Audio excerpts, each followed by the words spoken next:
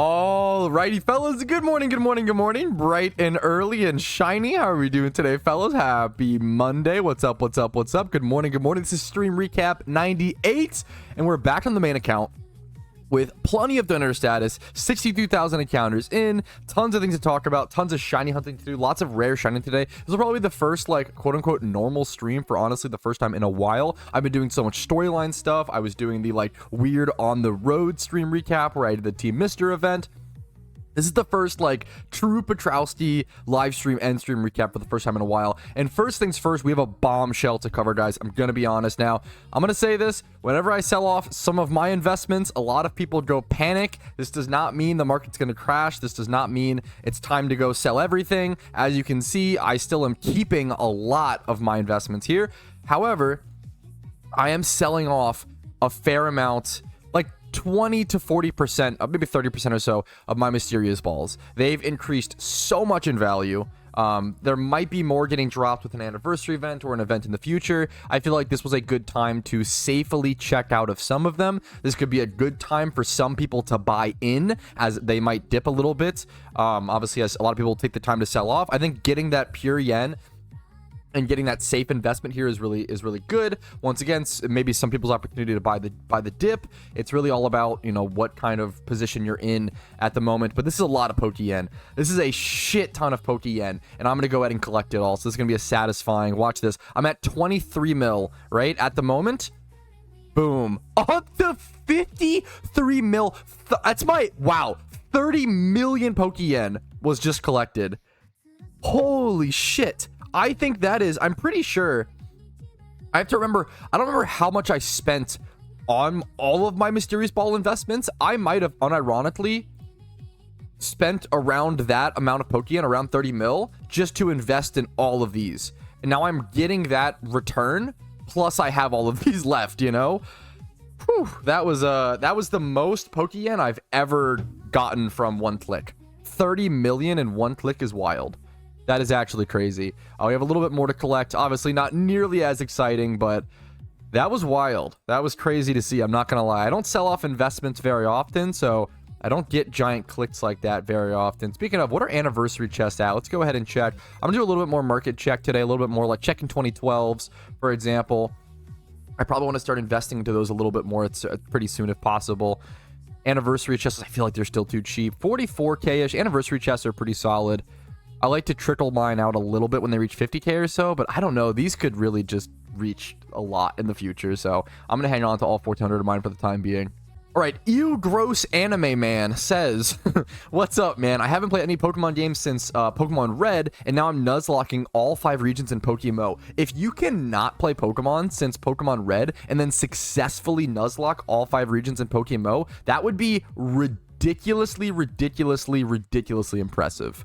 Like, I would actually be so unbelievably blown away. Nuzlocks in PokeMMO are really tough, in all honesty. I was the first person to, like, record one and show proof. Now, I have people that claimed that they did it before me, and I super believe them. I'm sure there was plenty of people who beat a Nuzlocke in PokeMMO before me. I was just the first person to, like, record the whole process and stream it to, like, show video proof. But there's plenty of people who did it before me. But it's tough, man. It is tough. Even just doing the storyline in general is really tough. The coverage that trainers have. I always talk about Blaine being a fire type gym leader and having access to electric coverage and grass coverage to take care of those water and grounds that counter him. Nuzlocks are tough in Pokemon. I really recommend checking out mine. There's a lot of planning that goes into it, and you can only do so much planning because the wiki is incomplete, so you don't know like what random trainers on the SSN, for example, just have access to a Flame Wheel, Fire Gem, or Fire Blast, Fire Gem, Growlithe, or Pitaya Berries, Lychee Berries. There's just crazy, scary stuff all over random trainers. This is actually a super good point. It's very funny, but I actually think I agree with it. My biggest tip for people doing storyline is to unironically put all your eggs into one basket, find a mon with good coverage and high base stats, and use only it, and it will carry you through most of the region. You're literally not wrong. I think it's really important to note that Pokemon also needs some sort of setup move, most likely. Think of things like Quiver Dance Blossom with Giga Drain. Think of things like Dragon Dance Gyarados with Waterfall and Crunch. Like, those two Pokemon. Think of things like Shell Smash Blastoise with like Surf and then like a Headbutt or Crunch or some other coverage move. Those three Pokemon can really solo most regions. Now, you're going to need a secondary move on Blossom because you do run into a lot of 4x grass resistance Pokemon like Crobats and stuff like that, and Golbats, etc., Vileplumes. So I would recommend like getting like a Sludge Bomb, or if you can, like Hidden Power Fire or something would probably be hilariously good, but you want some sort of extra coverage move on your Blossom for sure. I'm trying to figure out order of operations today in terms of what I want to do first. Ninkeda's breed. Look at all these breeds I have set up. I'm going for a Shalfa Sudowoodo today. Ninjask breeds, more random breeds, Dragonite Stratinis, some Ninkedas to do. I have a lot of stuff that I want to do today. I'm trying to figure out the best order of operations. I think first things first, I weirdly am going to go ahead and do Ninkeda and make a quick little guide for that, maybe possibly here. I feel like that's super under talked about. So someone said, how do raids work? Just started playing. Weirdly enough, raids aren't in the game right now, but there are still like little raid spots around the world, right? So if we fly over to the power plant, I'm pretty sure there's one like right here, or not there, power plant, sorry. Fly over to Rock Tunnel entrance. There's a raid thing right here. So if you see this as a new player, you're probably like, what is this? This is not in Pokemon Fire Red. Like, what's the point of this? You walk up to it, you talk to it, the raid den is sitting dormant. This is so confusing for new players. I actually really wish there was like more of an explanation, like a sign post or something in game. However, raids are not in the game right now. They were recently tested, and these were left in the game from the test. Strange decision, I know. However, raids should be permanently being re-added to the game within a couple months. Hopefully by like June or July would be my guess. Hopefully. We don't know for sure, obviously, but yeah, hopefully that explains that for any new players who are coming across these. I'm looking at hidden ability Drilbur to see how expensive they are, and the cheapest one is almost 600k. Yup, I am very aware. I have a Drilbur breed right here. These are hyper expensive. If you go Drilbur, the reason why, I'll explain why in a sec. Hidden ability.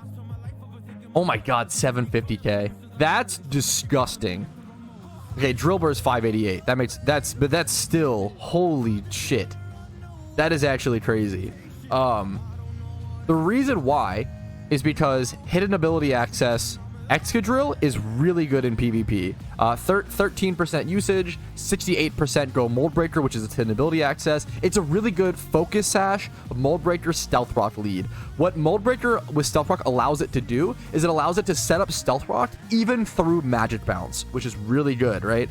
So you don't get your rock to bounce on your side of the field. The reason it's so expensive is because number one, it has really high demand, and then number two, it was an event exclusive hidden ability Pokemon. So you only got it via like the Lunar New Year event, which is an interesting decision. But yeah, they're really expensive right now. Okay, before I pop the shiny charm and go for insane shunts, I want to check how expensive are male. Should I buy breeders for the Miltanks? How expensive are male field egg group breeders right now? Oh my god, they're actually really expensive. When was the last? We need a new field egg group alpha spawn, dude. We need a new one. That's tough. Usually I buy them for like 35k. I buy them if they're 40k or under. Like, I'll buy that one, for example. Thank you. Okay, someone else bought it. Okay, yoink. Wait, is there a Rhydon? Is there a Rhydon alpha right now? There's now one right now. Field Rhydon. Okay, wait. That's actually perfect timing then. But no one's listing them. That one got sniped. Oh man.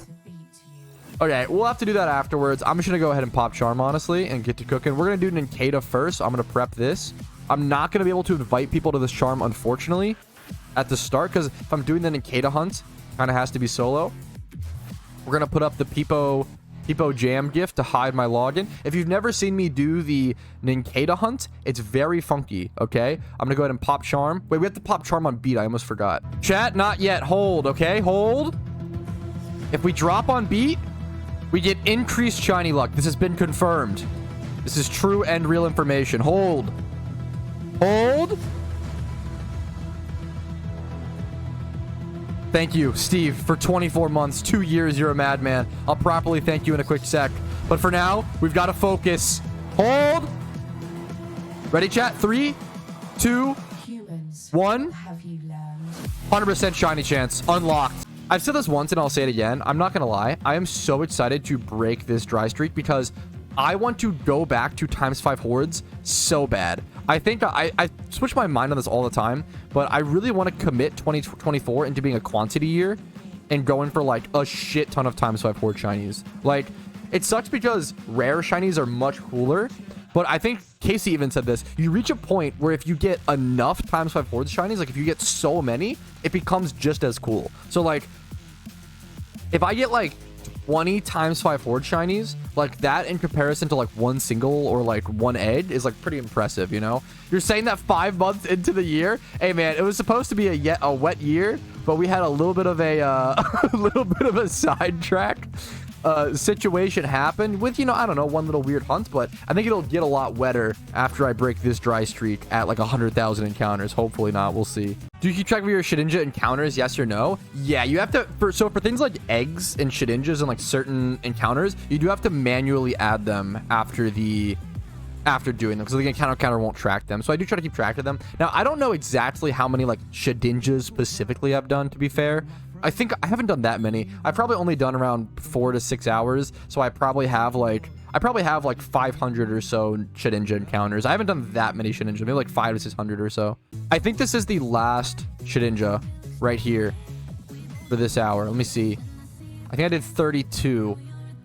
I'm gonna go ahead and release. I'm gonna sort. I love this auto sort function. It's actually so ridiculously helpful. I'm gonna release all of these Shedinjas. We might rebreed some of these if I can sort them quickly. We can sort. Yep, sort by gender. Use this function. It is so underrated. And now I can move these down here. Grab a row of female ninjasts. Move these down here. Split the 3 males. There we go. Perfect. Just like this. That is actually so good. We have another little breed right here. Sure. Not shiny. Okay. So none of these were shiny. We did 32 Shedinja encounters, neither of which were shiny. I'm gonna go grab my Shuckle, and then we're gonna go do eggs. We're gonna go breed over in Unova really quick. I'm 45 minutes left of charm. I gotta be fast and not waste any. Okay, we have Karoshi and Theopembo on the charm. I feel like that's got to be turbo good luck. I'm excited for this. That's got to be super good luck. Oh yeah, I can remove the Peepo jam now because we're done. Okay, we're done the Shedinja stuff. All right, this is what we're gonna start egging, and I started changing my strategy to this because this is so much faster. If you take your bar and put it down here, I'll show you what it looks like. I have to move it a little bit. Remove this up. This for me is so much faster. Yeah, like this. Because the button's right here versus dragging from like right. I love this strat. I saw this on a YouTube video, and I've switched to this strategy now. Someone actually pointed this out to me recently. I didn't even understand why in PokeMMO it works like this. So if you evolve a shiny Nincada, you obviously don't get shiny Shedinja. Well, to be fair, in traditional Pokemon you do, right? I already have a max charm, Emerald. In traditional Pokemon, if you evolve a shiny Nincada, you get both shiny Ninjast and Shedinja. In PokeMMO, you don't, and this is the reason why. The reason why is if sorry, I missed looking. If you could do that, then what you could do is you could actually create infinite shiny Shedinja, unironically infinite. So what you would do is you would take the shiny Nincada, you'd evolve it into Ninjast, get a shiny Shedinja, and then you would take that shiny Shedinja. You would take the Ninjask, breed it back down by paying a few million Pokeyen, and then get another Nincada, and then evolve it again. You would literally just infinitely chain. If you get 2 shinies per evolution, since you can breed down shinies in PokeMMO, you can't do that in traditional Pokemon. You would literally print infinite shiny Shedinjas, which is pretty funny. It is a really good question, and it's kind of funny, right? So someone said, I guess I just don't understand getting a shiny and only using it as like a bank space. I would want to have a use for it. Dude, I super get it. It's really funny that someone like myself spends thousands of hours on shiny hunts just to put them in their PC and pretty much never see them or touch them, right? But the reality is, I just enjoy the journey. I enjoy shiny hunting far more for the journey than the end result. Oh, these are all males. Oh, oops. So for me, I'd rather just throw the shiny in the box and go on the next shunt. The journey, I think if you enjoy the journey, you'll have a much longer career. Shiny hunting career, kind of a funny term, but I think you will, right?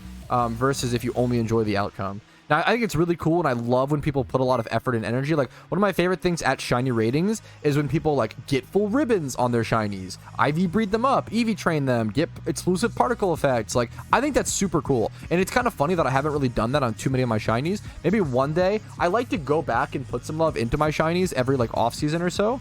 But honestly, this off-season, I've just been shiny hunting through it and doing other big projects, so... I messed this up totally. That's okay.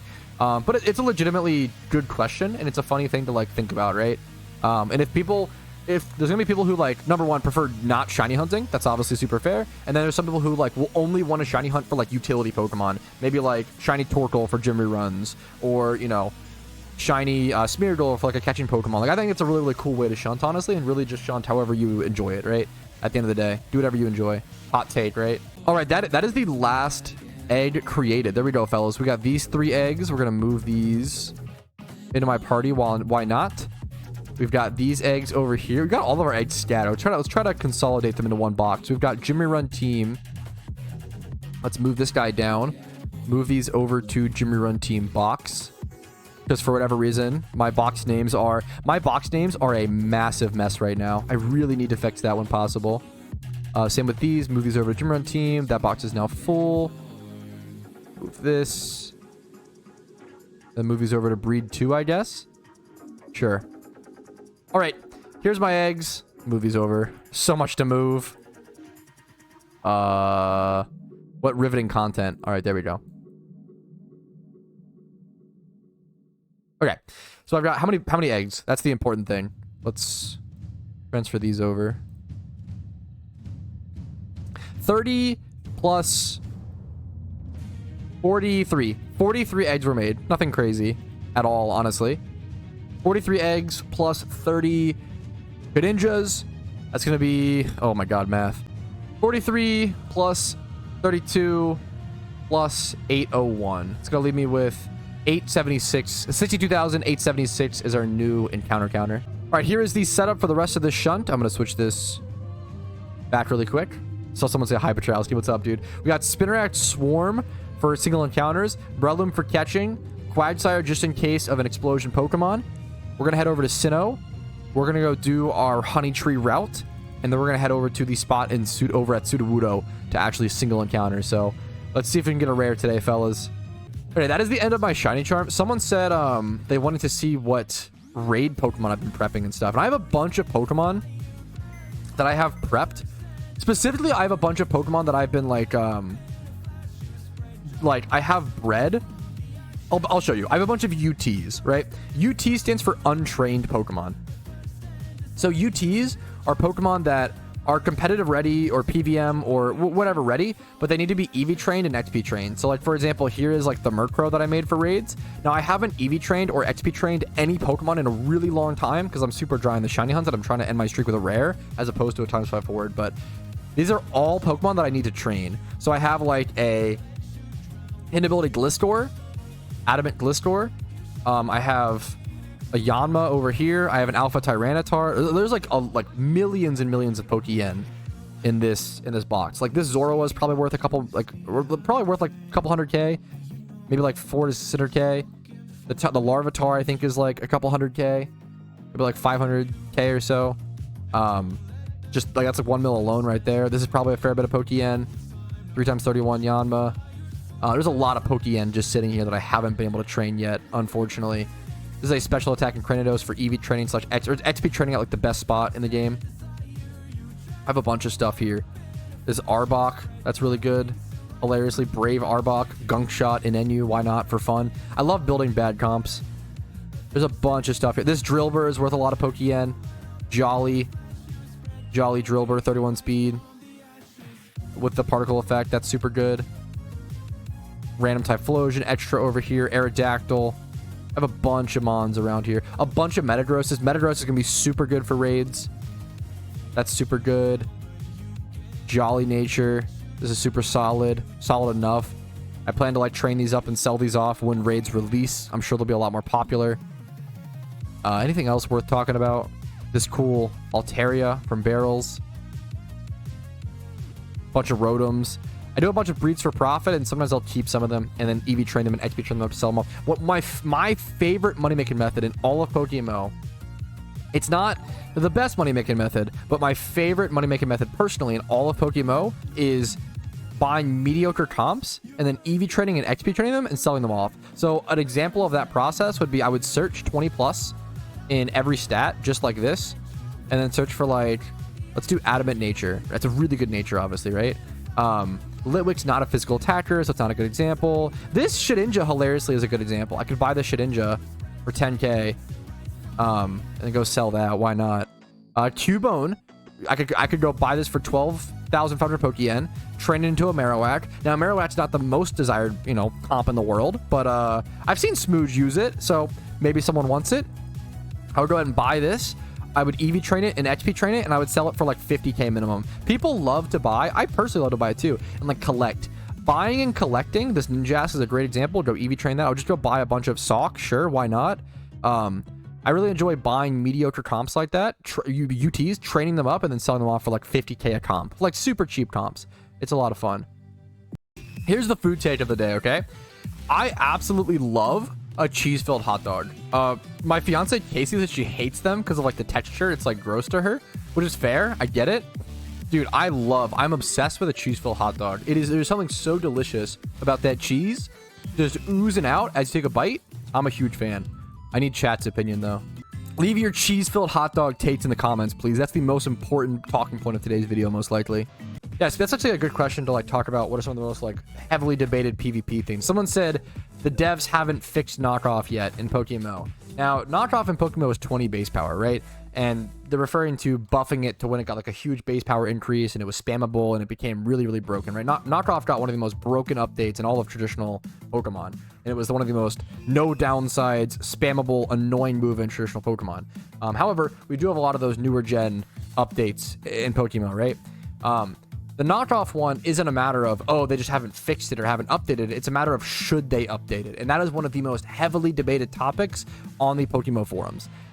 Should knockoff get buffed? Should Dugtrio be banned? These are some of the... Should Glade have 1.5 times sharpness? These talking points are probably some of the most heavily debated, heavily researched, and like hot topic issues in PokeMMO PvP. If you're interested in learning more, like the arguments for and against, I really do recommend checking out the PokeMMO forums and going over to like Competitive Alley. Like you can learn a lot. Being a casual player and seeing the calculations that are ran and seeing how these like higher level players discuss and debate something, it really teaches you a lot about the game. I think just watching that discussion can be super helpful.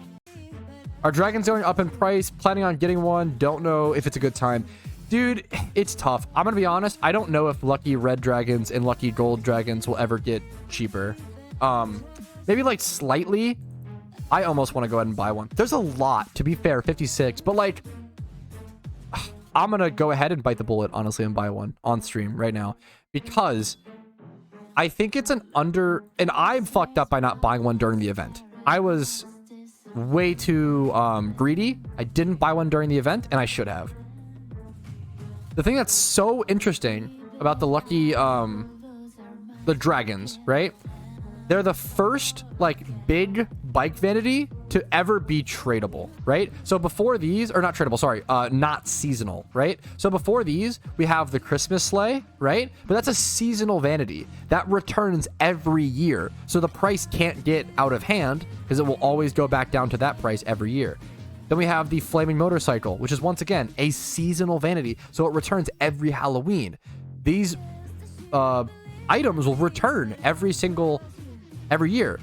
So they can't really get out of hand versus the lucky red and lucky gold dragons. They were only released once. They'll only ever be released once. And if anybody wants to ride them in the future, they have to go buy one of those that were opened or bought off the RP shop during that event back in 2024, right? And I feel like this limited supply, there's probably gonna be such a high demand for it. I feel like it's probably honestly an underrated vanity. I fucked up by not... I thought it was going to be one of those things where I thought it was going to be an investment that didn't pay off because too many people did it, right? If an investment is too obvious and everybody gets jumps into that investment, then it ends up not being that good of an investment, which makes sense. Like the supply and the whole people holding all these items because they want to make a profit on them, you know, there's not as much actual demand. It's all like fake demand, right? Not fake demand, you know what I mean, right? Investor demand versus actual collector or actual user demand. I thought that it was going to be like that, and I was wrong. It turns out the demand really is there, and I should have known, but I was a little scared. I've made that mistake on investments in the past. A good example is Mage's Staff. I thought Mage's Staff was a clear winner. Thankfully, I only own 2. But like this item, Mage's Staff was like 7 mil at its peak, and now it's 700k. That's crazy. Like, this is one of the most dropping items of all time. This was like, everybody thought that this item was going to be a sick investment, and it fucking plummeted. Battle Axe was a really good investment. Yeah, Battle Axe is a sick looking vanity, so that was pretty cheap as well. So yeah, I'm glad people made some good money on that. Moral of the story is that investing in specific vanities is really, really risky. It's just always super risky no matter what, right? Versus investing in sealed product is always really safe. It's like investing in sealed trading cards, like sealed boosters versus like singles, right?